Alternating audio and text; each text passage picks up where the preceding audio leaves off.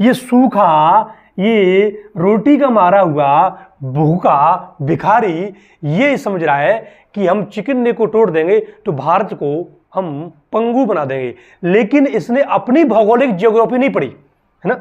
इसको नोबेल पुरस्कार पता नहीं कैसे मिल गया, मेरे समझ में नहीं बता रही। नोबेल पुरस्कार प्राप्त करता व्यक्ति है, लेकिन इसको अपना भूगोल नहीं पता है कि तेरा जो बांग्लादेश है उसका भूगोल क्या है। तो अब देखो, हेमंत बिस्व शर्मा ने कहा है कि भैया भारत के पास तो केवल एक ही चिकन नेक है, भारत के पास तो केवल एक ही चिकन नेक है, लेकिन साले बांग्लादेशियों अगर तुमने थोड़ी सी भी जरूरत की हरामीपन दिखाया तो तुम्हारे पास दो दो चिकन नेक है। क्या है? तुम्हारे पास दो दो चिकन नेक है, और हम अगर उन दोनों चिकन नेक को काट दिया तो तुम ढंग से पंगु हो जाओगे, ढंग से पंगु हो जाओगे। अब देखो बांग्लादेश की क्या चिकन नेक है, थोड़ा सा मैं इसको बांग्लादेश की क्या चिकन नेक है ये मैं तुम्हें बताने वाला हूं, ठीक है। अब देखिए जरा, ये भारत का मैप हो गया, यहां बांग्लादेश आपको छोटा दिख रहा है, यहां बांग्लादेश को मैंने बड़े रूप में दिखाने का प्रयास किया, ठीक है। अब देखो ये जो एरिया है ये आपको दिख रहा है, ये क्या है? ये भारत का पश्चिम बंगाल राज्य। क्या है? भारत का पश्चिम बंगाल राज्य।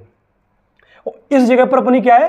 अपना चिकन नेक यहां पर है, ठीक है। यहां से होकर हम जाते हैं, ये पश्चिम बंगाल यहां तक फैला हुआ है। आप देखिए पश्चिम बंगाल यहां तक फैला हुआ है, देखो ये पूरा पश्चिम बंगाल है ना, यहां तक पूरा पश्चिम बंगाल है, ठीक है।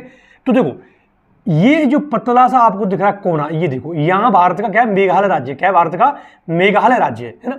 यहां भारत का इस जगह पर ये देखिए जरा, यहां भारत का क्या है? मेघालय राज्य है। तो देखो यहां पश्चिम बंगाल हो गया, यानी यहां भारत हो गया, यहां भी भारत हो गया, यहां भी भारत हो गया।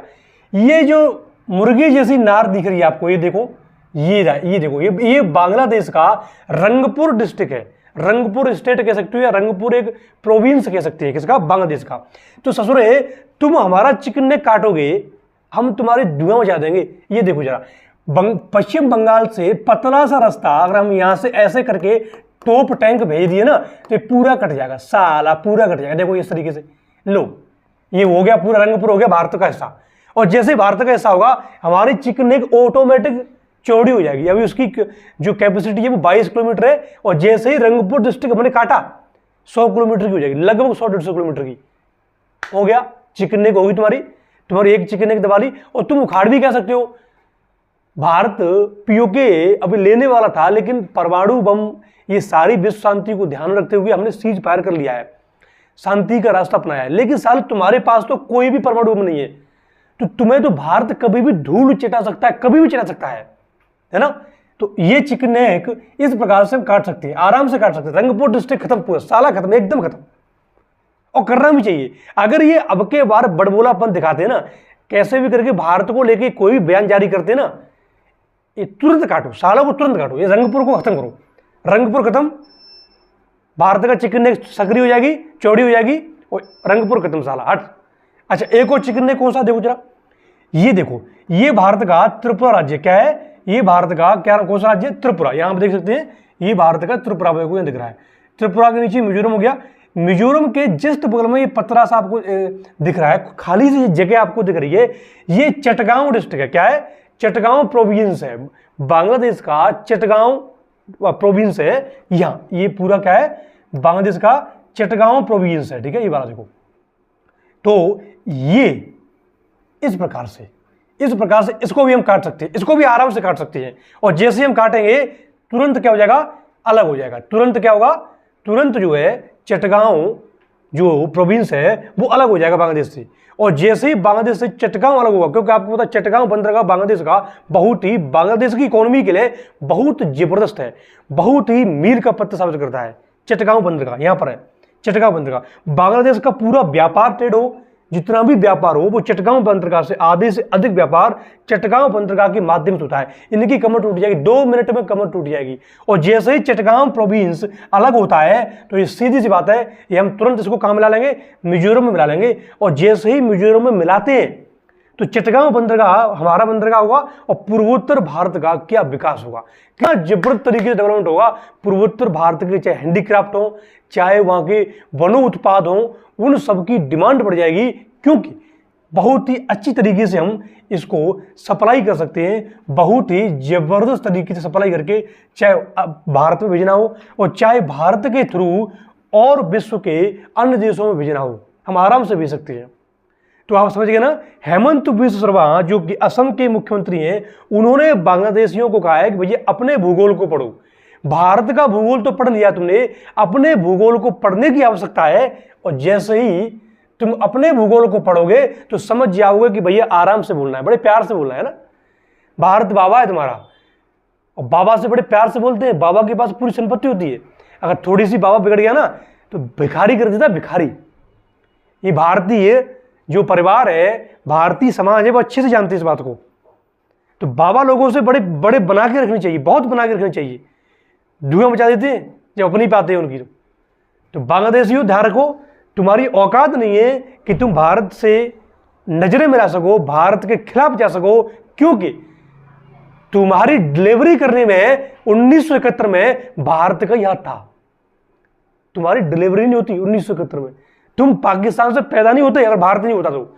टिक्का खान जिसने तुम्हारी मां बहनों को, 3 लाख मां बहनों को टिक्का खान ने, सुन लो बांग्लादेशियों, सुन ले सूखे, सुन ध्यान सुन ले, मैं तुझे बता रहा हूं। टिक्का खान जो कि पूर्वी, उस समय पूर्वी पाकिस्तान, पश्चिमी पाकिस्तान, पूर्वी पाकिस्तान का गवर्नर हुआ करता था टिक्का खान। उसने 3 लाख माता बहनों को, बांग्लादेश की 3 लाख माता बहनों को प्रेग्नेंट करवा दिया। पाकिस्तान की सेना ने जहां जहां भी कोई भी जवान माता बहन दिखी उन सबको रेप किया, सबका रेप किया। इतना नरसंहार किया, इतनी दरिंदगी दिखाई टिक्का खान ने, तब तुम लोग वहां से भाग भाग करके भारत की तरफ आए। और तब भारत ने तुम्हें आजाद कराया, तुम्हें एक नया देश का दर्जा दिलाया। तो वो एहसान तुम लोग भूल गए क्या? वो एहसान भूल गए। 10 लाख तुम्हारे बांग्लादेशियों को मारा, 10 लाख बांग्लादेशियों को। तो अपने इतिहास को याद करो, है ना, अपने इतिहास को याद करो। अदरवाइज भारत की थरगी ना 2 मिनट में सटका देगा, और तुम्हारी औकात नहीं है कि तुम कुछ भी उखाड़ सको। पाकिस्तान फिर भी धमकी देता कि चलो भैया हमारे पास एटम बम है, एटम बम है, तुम क्या की धमकी दोगे? तुम्हारी तो उखाड़ उखाड़ के फेंक फेंक देंगे। केवल एक झटके की नहीं है, केवल एक झटके, एक दिन में ये पूरा चटगांव अलग, पूरा रंगपुर अलग उखाड़ लेना, क्या उखाड़ोगे? तो शांति से रहो, प्यार से रहो। भारत ने जो सहूलियतें तुम्हें दी हैं, उन सहूलियतों के माध्यम से अपना विकास करो, अपनी जनता का विकास करो। तुम्हें बहुत सारी सहूलियतें भारत ने दे रखी हैं। तुम भारत के द्वारा, भारत के माध्यम से भूटान से व्यापार करते हो, नेपाल से व्यापार करते हो, ये बिल्कुल फ्री हो करते हो। तुम कोई भी टैक्स नहीं देते भारत को। यार हम लोग चाहते हैं कि शांति का रास्ता बने रहे। हम लोग चाहते हैं कि पड़ोसी के साथ अच्छे से तालमेल बिठा के चले। जिस दिन ठगी ना, बता रहे हैं, पता नहीं चलेगा कि बांग्लादेश नामक कोई देश भी हुआ करता था, है ना। इनके इतिहास को मैं खंगालूंगा, अगली वीडियो बनाऊंगा, उसमें बताऊंगा कि 1971 का जब इनकी डिलीवरी भारत ने करवाई तब इनकी हालत क्या थी। और आज वही उन्हीं एहसानों को ये लोग भूल रहे हैं, उन्हीं एहसानों को ये भूल चुके हैं। ये इनके संस्कार। और जिस व्यक्ति ने बांग्लादेश नाम का देश बनाने में, इनको आजाद कराने में पूरी भूमिका रही जिस व्यक्ति की, उस व्यक्ति की प्रतिमाओं को इन्होंने किस प्रकार से तोड़ा था, है ना। मैं शेख मुजीबुर रहमान की बात कर रहा हूं। इस पर मैं अलग से लेक्चर बनाऊंगा। तो आज के लिए इतना ही। आप भी कमेंट करके बताइएगा इनकी औकात के बारे में, ये क्या कर सकते हैं भारत को लेके।